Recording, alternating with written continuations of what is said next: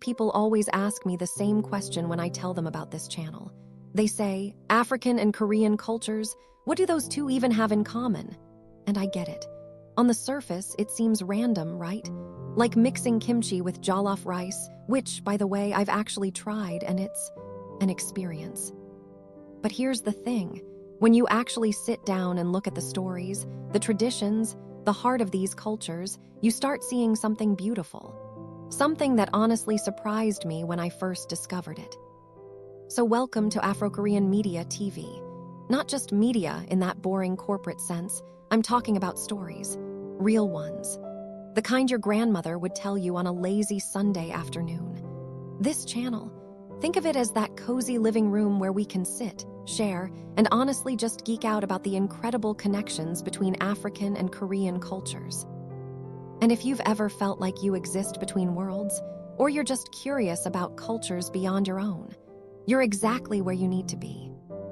Let me tell you about something that blew my mind when I first noticed it. There's this West African proverb, maybe you've heard it. It takes a village to raise a child. Simple, right? But powerful. It speaks to this deep understanding that we don't exist in isolation. That raising the next generation isn't just on parents, it's on everyone. The neighbor who corrects you when you're out of line. The auntie who feeds you even when your own mom's working late. The uncle who teaches you how to fix things. Now in Korea, there's a concept called jeong. And honestly, there's no perfect English translation for it. It's like emotional connection, but deeper. It's the bond that forms when people share experiences, meals, struggles. It's why Koreans will cook you an entire feast when you visit. It's why communities rally around each other during hard times. Think about it. Both cultures are saying the same thing in different languages. We need each other.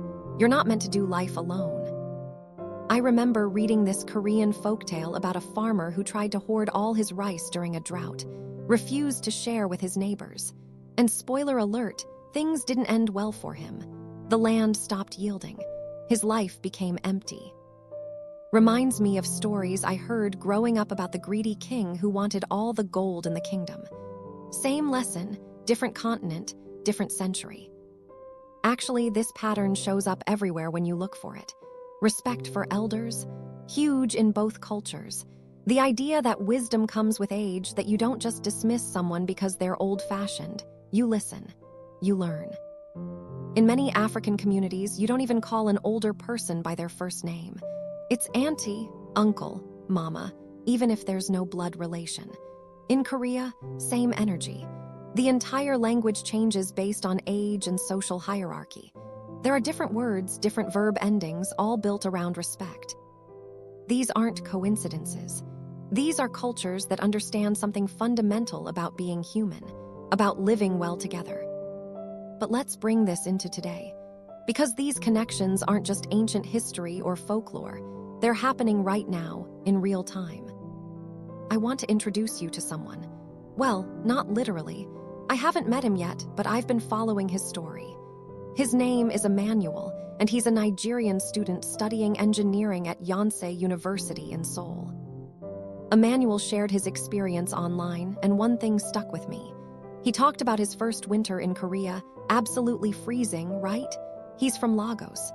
Snow is not in his vocabulary, and he's standing at a bus stop, shivering, clearly unprepared. This older Korean woman, Ajima, doesn't speak any English. He doesn't speak Korean.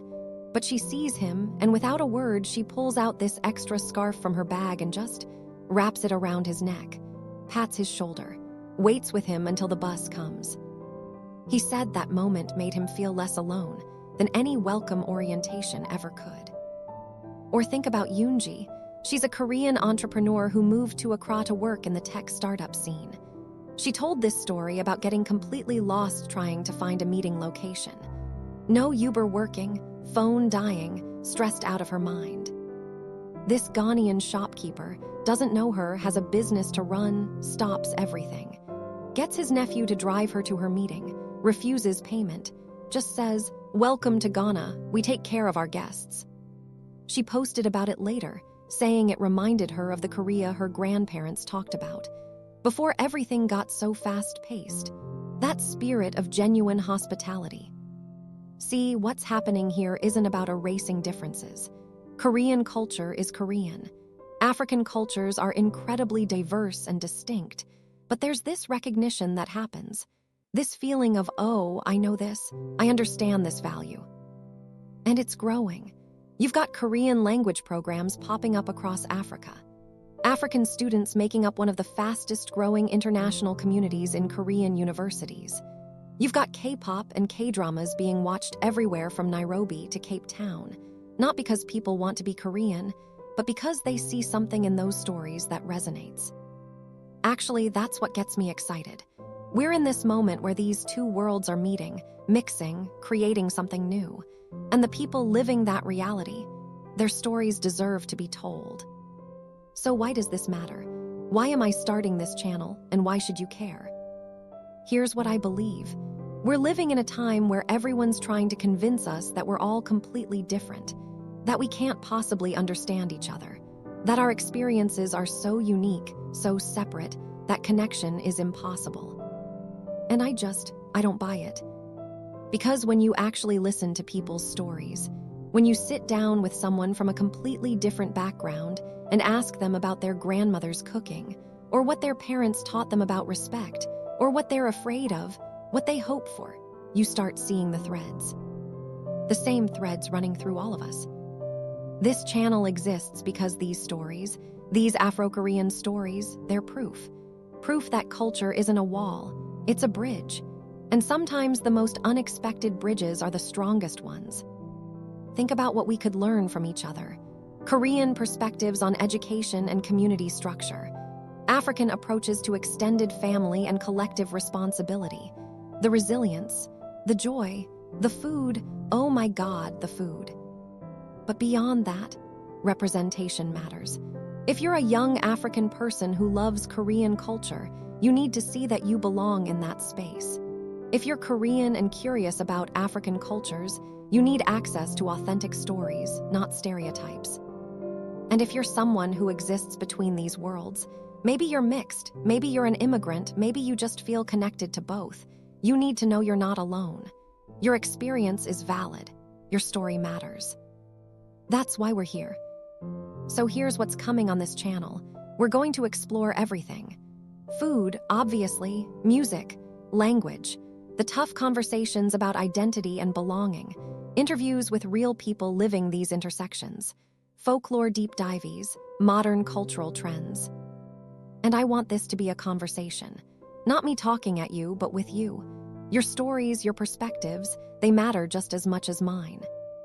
If you've ever felt like you belong to two worlds, or maybe no worlds, or maybe you're just endlessly curious about the human experience, you're in the right place. This is your home now. Join the family. Hit that subscribe button, not because I'm supposed to say that, but because I genuinely want you on this journey with me. Leave a comment telling me where you're watching from or what connection between cultures fascinates you. We've got so many stories to tell, and I can't wait to share them with you.